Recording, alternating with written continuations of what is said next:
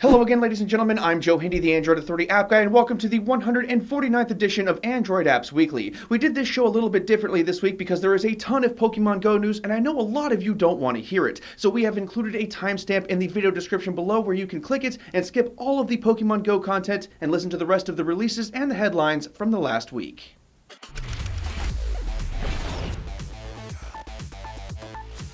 T-Mobile is cashing in on the Pokemon Go craze by allowing people to play the game without it affecting their data cap. This is wildly unfair to every other game out there, and I'm sure the net neutrality conversation will be had. However, unless something happens, this promotion will last for about 1 year. Pokemon Go was rolled out to the UK and Germany this week, with other European and Asian territories planned for the coming weeks. It was also launched in Italy, Spain, and Portugal as well. That announcement came on the heels of Pokemon Go's first official update. The most important part is that the game gained some much needed stability. The game also became compatible with devices with Intel chips as well as devices running Android Nougat. The stability still needs some more work, but at least those other problems are taken care of.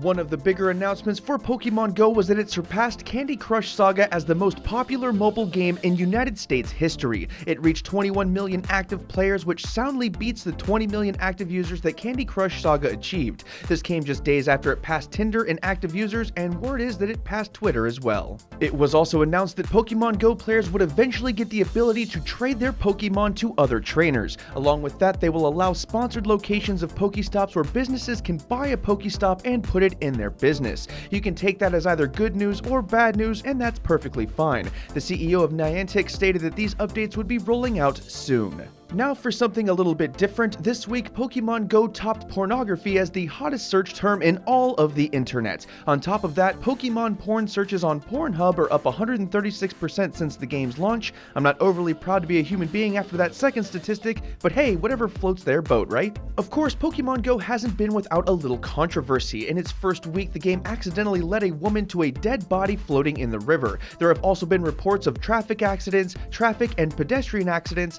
and then there were some people getting mugged. These events are rare comparatively speaking, but it is yet another reminder to be very careful when you're out playing. And hey, if you're getting a little sick and tired of hearing about Pokemon Go, there is a Chrome extension available now called Pokemon No. It will help by removing Pokemon Go content from your computer screen. At this point, I don't blame you if you're a little sick of hearing about it, and this extension should help ease the strain of seeing it everywhere. Okay, now that the Pokemon part is over, let's talk about the other things that happened this week. Google launched Google Hangouts version 11 this week. Included in the massive update is the additional video messages, while the update also took away the ability to merge SMS and Hangouts threads. This is because they said that the users found it confusing. It isn't a huge deal overall because SMS is still integrated and it's rolling out to users right now. It also includes the ability to join a group chat by sharing a link. A new video came out this week that shows just how much effort Facebook puts into testing their application on Android devices. The device farm, which is about 200 devices and swiftly growing, tests performance on everything from high-end to low-end devices as well as older devices. It's a lot of work for an application that uses so many resources. It's been announced that San Francisco will be hosting the Google Play Indie Games Festival on September 24th. The premise is that indie developers will submit their games to show off at the festival, and the whole thing will be about the wacky, fun, and awesome things that they come up with. We'll cover as much of it as we can when the time comes. Microsoft is working on a competitor to the popular IFTTT. This alternative, called CAP or Conditional Action Programmer,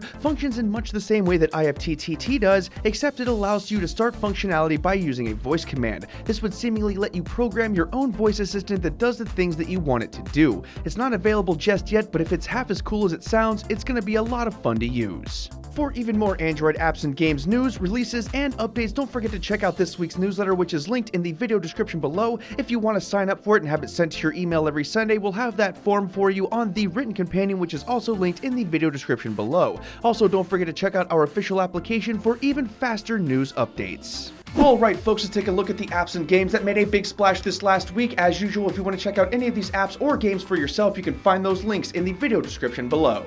Bitly, one of the world's most popular link shortening services, has launched its official application. It comes with some gorgeous material design and mirrors pretty much all of the functionality from the actual website. You'll be able to shorten links, share those links quickly, and check out the click stats on all of those links. It's an excellent tool with a simple design that should work for most people. There isn't a lot wrong with it, and and it's worth having around just in case. Fear the Walking Dead Dead Run is a tactical runner where you must run through hordes of zombies and survive. You can also play as your favorite characters from the show and consequently play through some of the scenes that are actually in the show itself. It's a freemium game looking to cash in on The Walking Dead, so you can expect the usual flaws that come with overproduced freemium games. Despite that, the game isn't all that bad and it is free to download to see if you like it for yourself.